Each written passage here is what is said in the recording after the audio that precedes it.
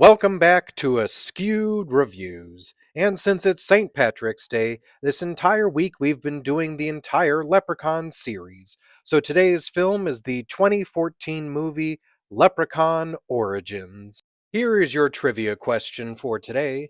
What does Hamish leave out to attract the leprechaun? The answer will be at the end of this episode.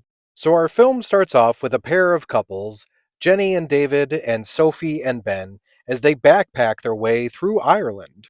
They end up in a small, quaint little town and enter into the local pub, where they do get some pints and also find out some information from the locals.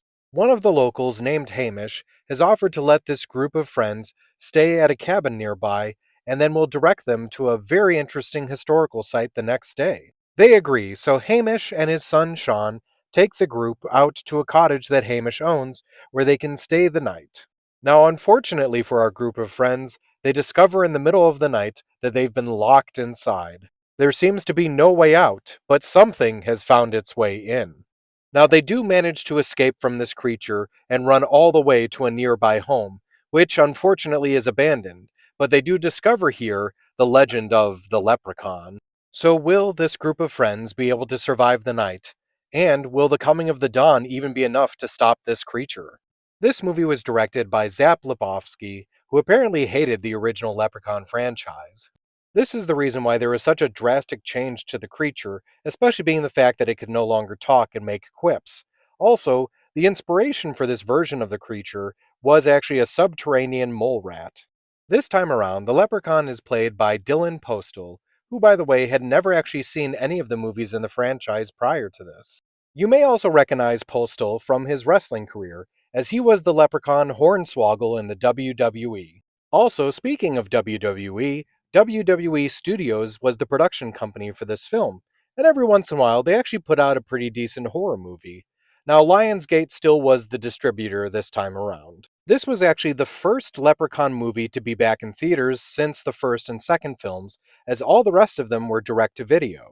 Brendan Fletcher, who played David, actually has quite the pedigree when it comes to being involved with horror icons.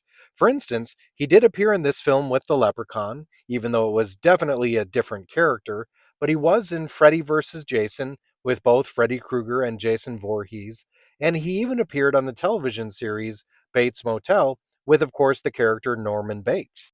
There's a line that appears in both the first Leprechaun film and in this one, which is, "Fuck you, Lucky Charms," which is actually said by both characters that get the final blow on the Leprechaun. It was Alex in the first film and Sophie in this one. This is the only Leprechaun film where the entire movie takes place in Ireland.